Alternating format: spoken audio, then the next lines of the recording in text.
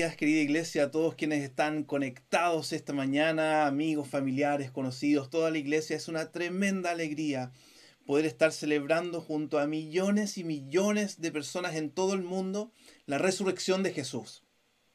Y quisiera partir contándoles dos sentimientos que tuve al leer un libro que es muy conocido, que se llama Somos polvo de estrella, del Premio Nacional de Ciencias José Massa. Dos sentimientos que surgieron al leer este libro que tienen que ver con la resurrección. Este libro habla del desarrollo del universo, la vida de las estrellas, su conformación, y me hizo sentir primero la fragilidad del ser humano. El autor hace ver que toda la materia que conforma nuestro cuerpo es materia que ha estado y está en el universo. En las estrellas más lejanas, en las galaxias más lejanas, es la misma materia que conforma la Tierra y también la misma materia que conforma cada uno de nuestros cuerpos. Al pensar en eso, vino a mi mente lo que dice el libro de Eclesiastés en el Antiguo Testamento, varios siglos antes de Cristo. Todo va hacia el mismo lugar. Todo surgió del polvo y al polvo todo volverá. Eclesiastés 3:20. La fragilidad de nuestros cuerpos. Lo segundo que me hizo sentir es lo pasajero que es la vida. Lo pasajero que es la vida. Al pensar en las dimensiones del universo, las distancias en tiempo y años luz, son números que ni siquiera alcanzo a comprender. Me hicieron recordar lo que el salmista dice: cuando contemplo tus cielos, obra de tus dedos, la luna y las estrellas, que allí fijaste, me pregunto, ¿qué es el hombre para que en él pienses? ¿Qué es el ser humano para que lo tomes en cuenta? Estos sentimientos de fragilidad y una existencia pasajera creo que son de alguna manera buenos recordarlos, nos lleva a una humildad. Sin embargo, es ahí donde también la resurrección se encuentra con nosotros y nos dice que Dios ha mirado a este ser humano frágil y pasajero y a la creación entera y ha decidido renovarla para una existencia eterna. Así, la resurrección es la noticia más importante para el ser humano y para el universo entero. El relato de Lucas justamente nos muestra a personas como tú y como yo que recibieron esta noticia de la resurrección y cómo fue ese proceso y lo que fue provocando en sus vidas. Y yo espero que esta mañana nosotros podamos recibir esta noticia y que también provoque un cambio profundo en nuestro corazón y en nuestra mente. El primer encuentro de esta esperanza viva, de la resurrección, es con la desesperanza. Lucas nos dice que esa mañana de ese domingo un grupo de mujeres fue al sepulcro llevando especies aromáticas. Ellas no iban con la esperanza de encontrar a Jesús resucitado. Ellas van con la resignación, con el dolor de la muerte. Probablemente con esa sensación de vacío que se produce cuando alguien muere y se separa de nosotros.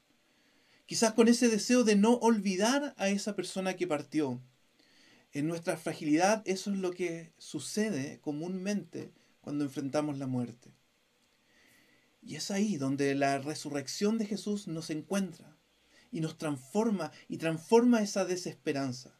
Lucas nos dice que dos hombres con ropas resplandecientes se aparecieron a estas mujeres y les hablaron diciendo, en el verso 5 y 6, ¿por qué buscan ustedes entre los muertos al que vive?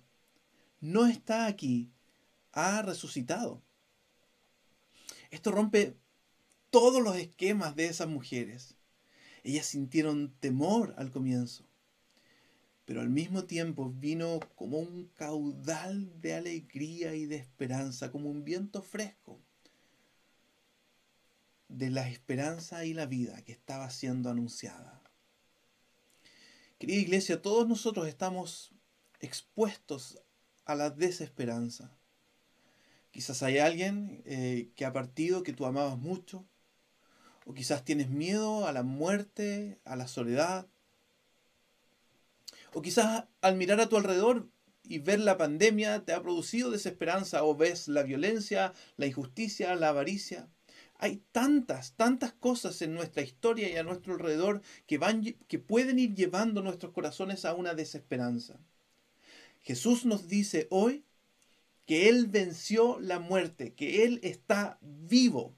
Y por lo tanto hay esperanza de vida para todo aquel que cree en Él.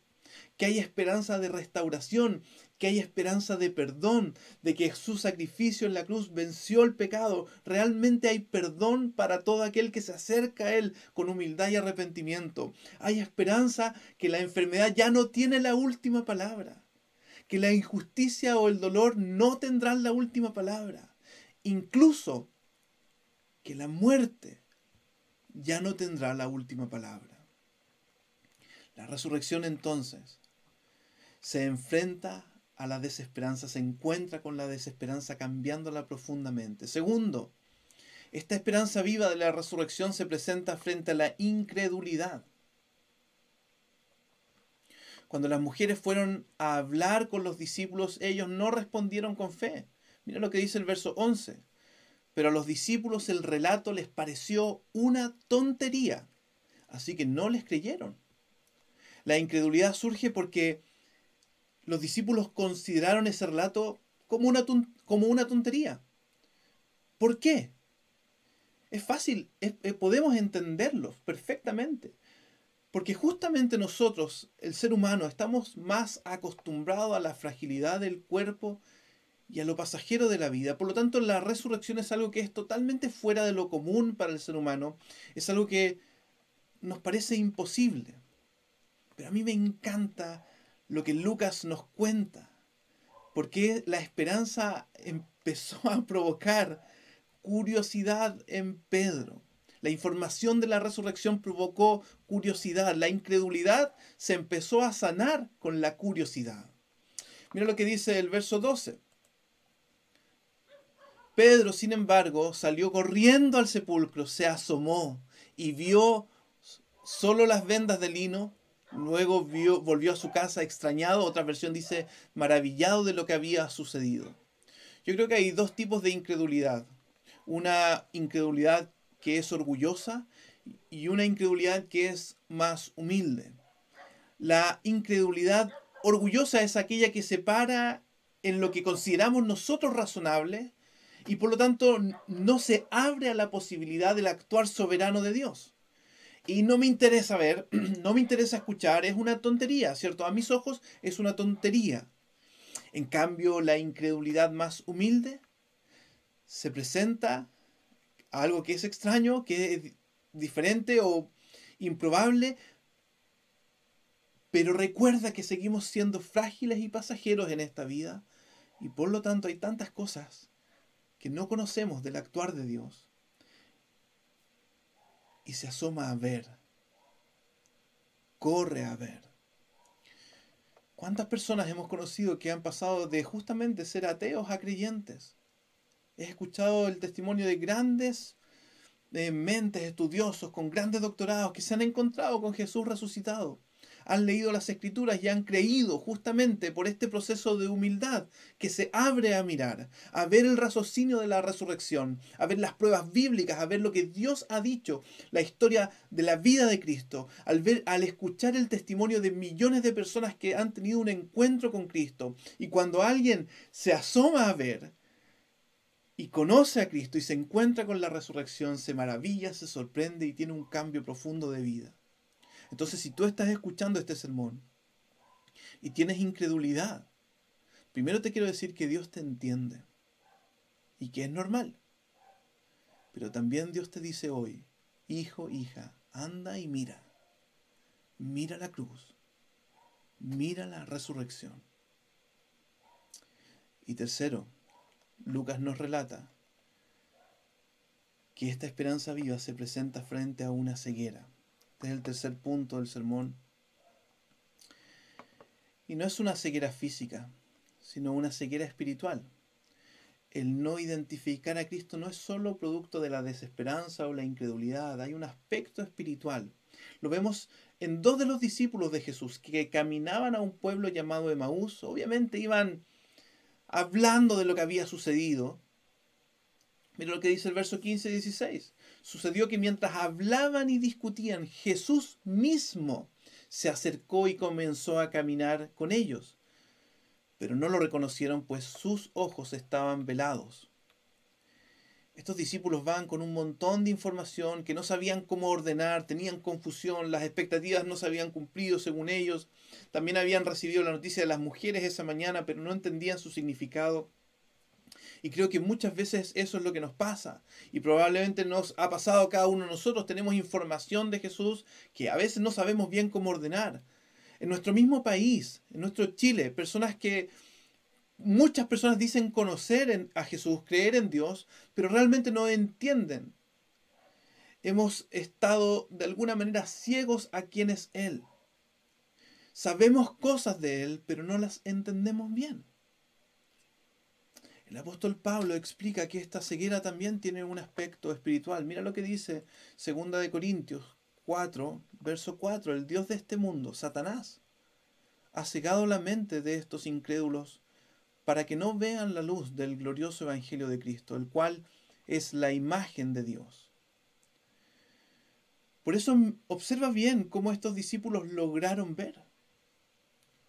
Y no solo los caminantes de Emaús, también fue la misma manera en que la incredulidad se fue y la desesperanza se fue. Mira Lucas 24, versos 25 al 27. Jesús les dice: qué torpes son ustedes, les dijo, y qué tardos de corazón para creer todo lo que han dicho los profetas. ¿Acaso no tenía que sufrir el Cristo estas cosas antes de entrar en su gloria? Entonces, comenzando por Moisés y por todos los profetas, les explicó lo que se refería a él en todas las escrituras. Jesús les explicó todo lo que las escrituras hablaban acerca de él, les mostró las evidencias de la vida y resurrección de Cristo en toda la palabra de Dios. Al igual que las mujeres cuando recordaron las palabras de Jesús. Todo esto hizo que sus corazones ardieran mientras hablaban con él, mientras recordaban la palabra. Pero en última instancia, es Jesús mismo, es Dios mismo el que abre los ojos para que ellos puedan reconocerlo. Querida iglesia, Jesús ha resucitado. Y esta esperanza viva la encontramos en toda su palabra, en el testimonio también de millones y millones de personas y también en el poder del Espíritu Santo que abre nuestro entendimiento. Cuando alguien está firme en esa verdad, podrá tener esperanza en medio del dolor, de las situaciones difíciles, tendrá una esperanza viva. Esa persona tendrá fe en medio de las circunstancias, no importa cuáles sean, y podrá ver a Jesús con claridad en su vida. Esos hombres y mujeres tendrán corazones hinchados, alegres en esa esperanza viva. Entonces, una buena invitación hoy es a permanecer en la palabra de Dios, meditando en ella. En los grupos de crecimiento que ya presentaron, en los grupos de discipulado, la predicación de cada domingo la esperamos con ansia. La lectura personal cada mañana o cada noche.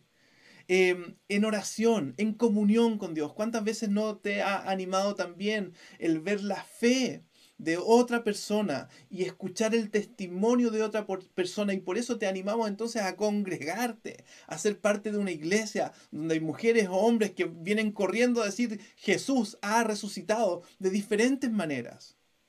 ¿Sabes qué?